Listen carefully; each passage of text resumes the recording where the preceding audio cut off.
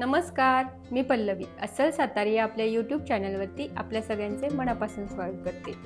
Recipe चालू करण्याआधी तुम्हाला सगळ्यांना आषाढी एकादशीच्या खूप खूप शुभेच्छा. आता नेहमीचा उपवास म्हटलं की शक्यतो आपण खिचडी करून खातो, पण आता आषाढी एकादशी आता जवळ आलेली आहे. त्यासाठी आजची आपली स्पेशल रेसिपी ती म्हणजे उपवासाचे पॅटीस आपण आज करून दाखवणार आहोत. चला तर मग सुरुवात करूया आजच्या रेसिपीला. आता पॅन गरम करायला ठेवला होता मी. पॅन गरम झालाय. याच्यामध्ये आता आपल्याला 4 चमचे साबुदाणा घेतला इथं मी. तो आता भाजून घ्यायचा आपल्याला. पोह्याचे 4 चमचे घ्यायचे. साबुदाणा भाजला की चांगला फुलतो. थोडासा अगदी लालसर होईपर्यंत भाजायचा. मोठा गॅस करते. भाजला की नाही कसं ओळखायचं? हळूहळू साबुदाणा फुलायला लागतो. त्याच्यावरनं अंदाज येतो की तो छान भाजलाय.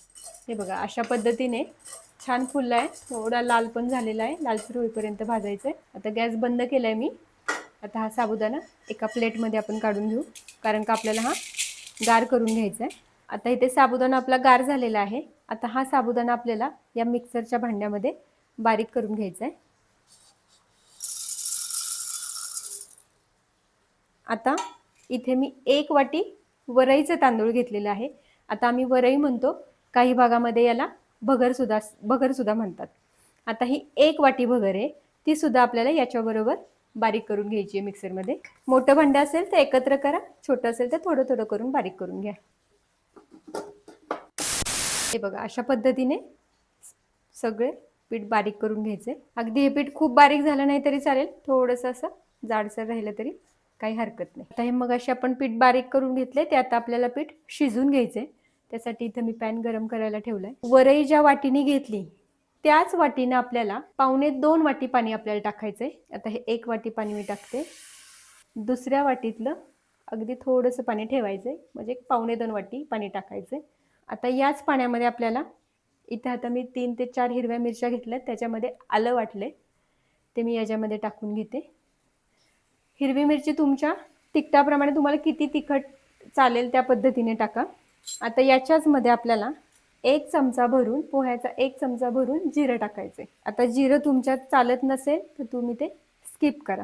याच्यामध्ये आपल्याला पाण्याला छान उकळी काढायची एक. आता पाण्याला उकळी आली. आता याच्यामध्ये आपल्याला कोथिंबीर टाकायची. कोथिंबीर तुमच्या इथे उपवासाला चालत नसेल तुम्ही टाकू नका. चवीपुरतं मीठ टाकायचे.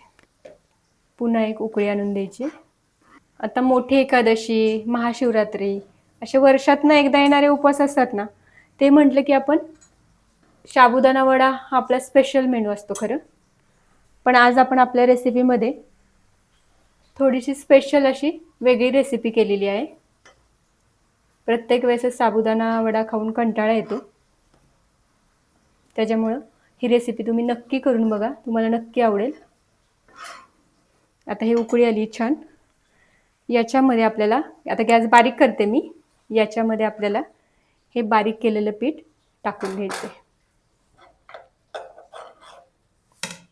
हळूहळू टाका, एकदम पीठ टाकू नका. खूप पाणी टाकू नका. पीठ पातळ झालं की तेल धरण्याची शक्यता आहे, म्हणून थोडंसं आपण पाणी काढून टाकले. मिक्स करून घ्यायचे पाण्यामध्ये. याचा घट्ट गोळा होतो. वरईला पाणी जास्त लागतं, वरई पाणी शोषून घेते, पण म्हणून पाणी परत वरून टाकू नका. एवढ्या पाण्यात व्यवस्थित होतं. हे अगदी परफेक्ट माप आहे. छान मिक्स करून झालं की एक 10 मिनिटाला झाकून ठेवायचंय. गॅस चालू करायचा नाहीये, फक्त 10 मिनिटं झाकून ठेवा. आता हे 10 मिनिटं झाकून ठेवलं होतं, ते आता एका प्लेटमध्ये मी काढून घेते. हे बघा अशा पद्धतीने एवढा घट्ट गोळा असू देत. आता आपलं हे पीठ थोडंसं कोमट झालेलं आहे. तर याच्यामध्ये आपल्याला 2 बटाटे किसून घालायचे. तुम्हाला जर गरम मळता येत नसेल तर पीठ गार करून दिलं तरी काही हरकत नाही. आता बटाटा इथं किसून घेतलाय.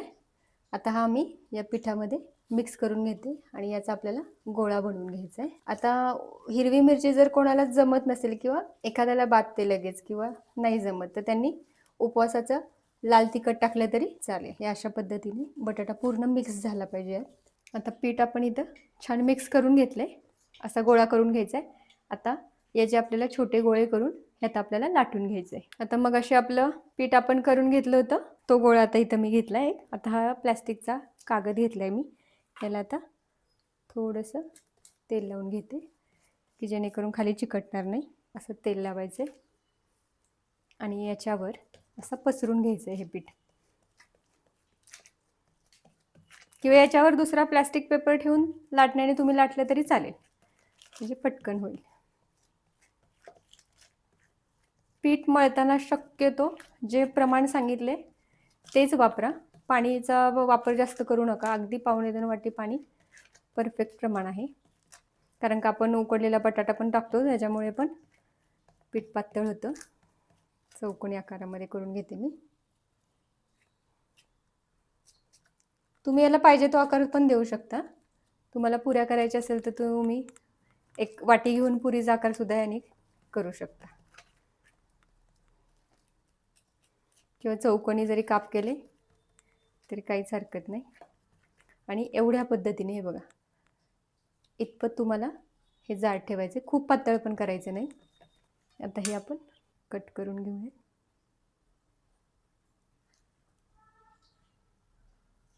हे अशा पद्धतीने तुम्हाला पुरीसारखे गोल करायचे असेल तोही आकार तुम्ही देऊ शकता. आता हे आपल्याला तेलामध्ये तळून घ्यायचं आहे. आता इथे तेल तापायला ठेवलं होतं आपण. एक गोळा टाकून बघते मी. चांगलं तापलंय तेल. आता याच्यामध्ये आपण कट केलेले एक एक पीस टाकून घेऊया. गॅस खूप मोठा करायचा नाही आहे, मीडियम गॅसवरच हे तळून घ्यायचे आपल्याला. थोडेसे खाली लाल होऊन द्यायचे आणि नंतर पलटी करायचे. पलटी करायची गडबड करू नका. आणि जर पीठ तुम्हाला वाटत असेल तुमचं पातळ होतंय तर थोडंसं भगर पुन्हा मिक्सरला जराशी फिरून त्यामध्ये तुम्ही मिक्स करून घ्या, म्हणजे पीठ घट्ट होईल. जेवढं तुमचं पीठ घट्ट तेवढं वड्या छान पडतील आणि तेल पकडत नाही पीठ घट्ट असलं की. आता थोडासा गॅस मी मोठा करते. सुरुवातीला बारीक गॅस होता, हे बघा आता थोडंसं लाल झालेली आहे वरून पण. आता आपण पलटी करू. हे बघा अशा पद्धतीने अगदी लाल होईपर्यंत तळायचं आहे. हे बघा इथपर्यंत अशा पद्धतीने लाल कलर होईपर्यंत तुम्हाला तळायचे. खूप पण लाल कलर करू नका. आता बाकीचे सुद्धा राहिलेले आपण तळून घेऊ याच पद्धतीने. तर मस्त असं आपलं आता उपवासाचं पॅटीस इथं तयार झालेलं आहे. तर तुम्हाला रेसिपी आवडली असेल तर लाईक करा, शेअर करा आणि चॅनलला सबस्क्राईब करायला विसरू नका. आणि एक गोष्ट तुम्हाला सांगायची आहे की थोडंसं घराचं रिनोव्हेशनचं काम आमचं चालू आहे, त्याच्यामुळे या महिन्यात आमचे व्हिडिओ पोस्ट करायला थोडं लेट झालेलं आहे. तुम्ही समजून घेताल अशी आशा करते. पुन्हा भेटूया पुढच्या व्हिडिओमध्ये.